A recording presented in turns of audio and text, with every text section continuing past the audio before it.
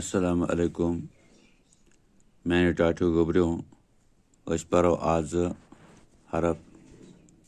बोड़िए gym Cheam की मुख्तलिफ शक्लें यानी इमन हंस मुख्तलिफ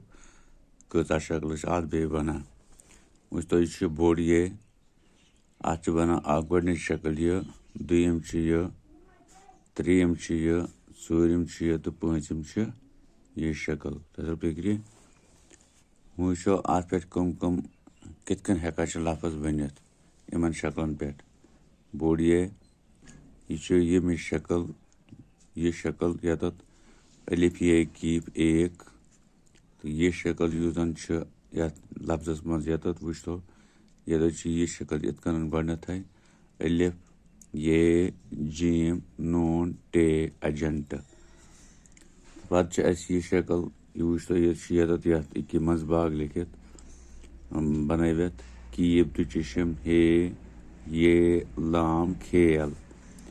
पे ये शक्ल ये लफ्जस मज सीन ये बे सेब पे ये शक्ल ये लफ्जस मज इत सीन ये रे सैर इथे कन जीम शक्ल पन यह तो अत यह शक्ल गसान लफ्जस मज जीम जीम तो जीम ये शक्ल युस जन जीम इथे कन वुचन ये लफ्जस मज जीम ये तनत अलिफ जा ये शक्ल जीमस मज जीम वाव जो ये शक्ल लफ्जस मज बे जीम बज तो फिक्र यहाँ जीम जेम जज जीम जीम जज तो फिक्र तो अम पे चीम शक्ल यानी पन शक्ल चीमस तो बे शक्ल क्या बना ये शक्ल ये चीम इथे कन वो तो चीम ची शक्ल ये चीम अलिफ चा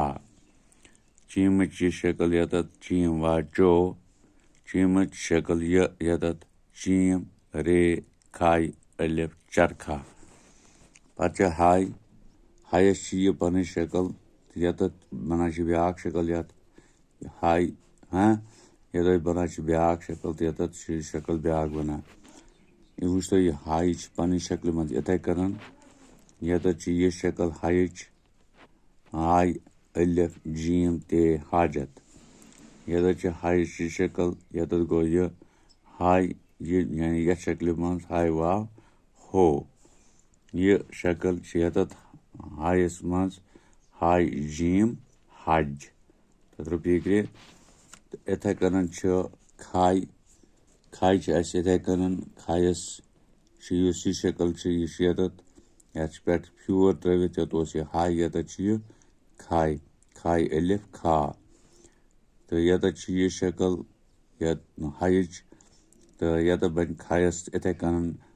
अत फ्यूर रलावन पे सत तो बन खाय रे खर ये नम जाए इथे कन खाई शक्ल यानी ये शक्ल ये खायस मन इत कन खाय मीम खम फिक्र तो यम क्या शक्ल इन हरफन हंस यम कित गसान लफ्जस मज इस्तेमाल तो कित लेखन आज गो यूत अम पे वो अम ब्रोह क्या तो सह हावो बशर्ते कि जिंदगी हाँ शुक्रिया।